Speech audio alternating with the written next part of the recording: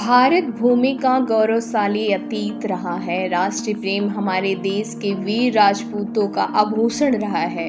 मातृभूमि की रक्षा के लिए भारत वीरों ने आत्म बलिदान को ही अपना मूल मंत्र माना था। हमारे देश की धरती पर समय समय पर वीरों ने जन्म लिया।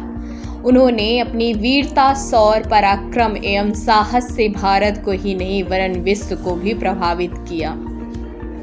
भारतीय साम्राज्य का अंग्रेजी सरकार के विरुद्ध असंतोष चरम सीमा पर था।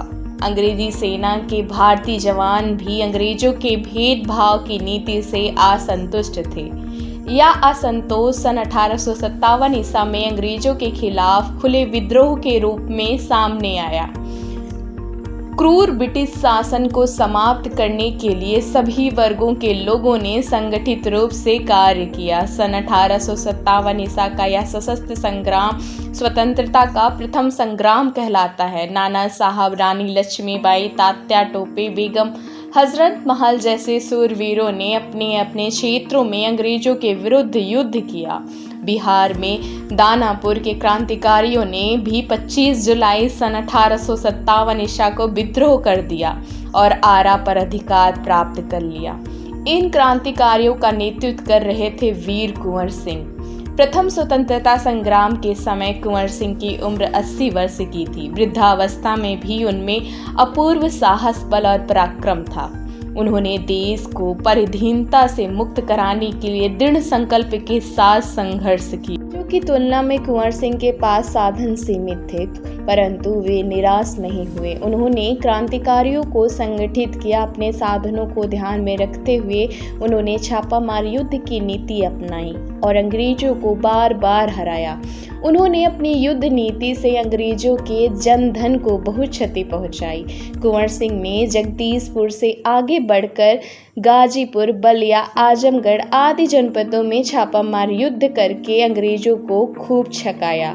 वे युद्ध अभियान में बांदा, रीवा तथा कानपुर भी गए। इसी बीच अंग्रेजों को इंग्लैंड से नई सहायता प्राप्त हुई। कुछ रियासतों के शासकों ने अंग्रेजों का साथ दिया। एक साथ एक निश्चित तिथि को युद्ध आरंभ न होने से अंग्रेजों को विद्रोह के दमन का अवसर मिल गया। अंग्रेजों ने अनेक छावनियों में सेना के भारतीय जवानों को निशस्त्र कर दिया।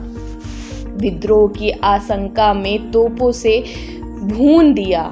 धीरे धीरे लखनऊ, झांसी, दिल्ली में भी विद्रोह का दमन कर दिया गया और वहां अंग्रेजों का पुनः अधिकार हो गया। ऐसे विषय परिस्थिति में भी कुंवर सिंह ने अदम्य शौर्य का परिचय देते हुए अंग्रेजी सेना से लोहा लिया।